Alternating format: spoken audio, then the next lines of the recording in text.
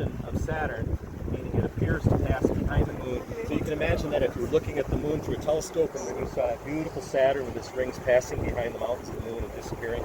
I'm sure you can go online anytime now or tomorrow and see pictures of that. The occultation of Saturn is going on right now, but we still get to see it. And Saturn's not always visible.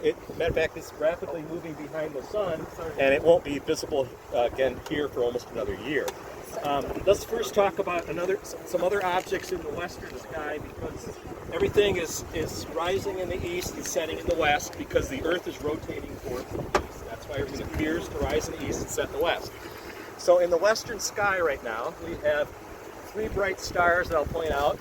They're called the Summer Triangle. And the brightest one of the Summer Triangle is Vega.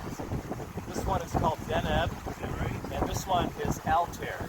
Okay, so Vega, Deneb, and Altair are the three bright stars of the Summer Triangle. As the Summer Triangle is slipping into the west at this time of year, we have what is called the Winter Hexagon coming up over here. And I'll talk about a few of those stars, because that's getting higher and higher. By the way, everything in the sky appears to move 15 degrees an hour. All right? The apparent size of the moon is half of a degree. So picture 30 full moons every hour. That's how fast everything moves in the sky. Now, the moon looks fairly large to us, but think about this. From horizon to horizon is 180 degrees if you go straight through the point over your head, which is called the zenith. So that's 180 degrees, which means you'd have to line up 360 moons side by side to cover the distance from one horizon to the other, going through the point straight overhead, called the zenith. It doesn't seem like it would take 360 moons to most people to go from horizon to horizon. Again, moon half a degree in diameter.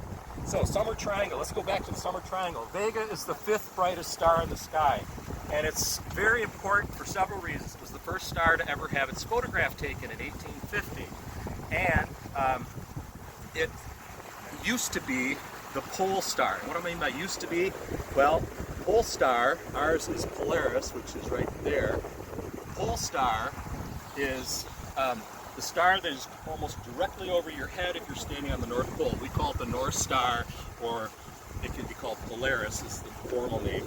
But Vega used to be, 12,000 years ago, that star used to be overhead if you were standing on the North Pole. In another 13,000 years, it will be over your head again if you're on the North Pole. So the pole star changes. Right now it's Polaris. In 7,800 years, it'll be this star, Deneb. And in 13,000 years, it'll be back to Vega. And the reason for that is, if you know a child's top, a child has a toy that they spin, you know, and you know how, yes, somebody, all right. You know how a child's top does this motion? It does this kind of a thing, right?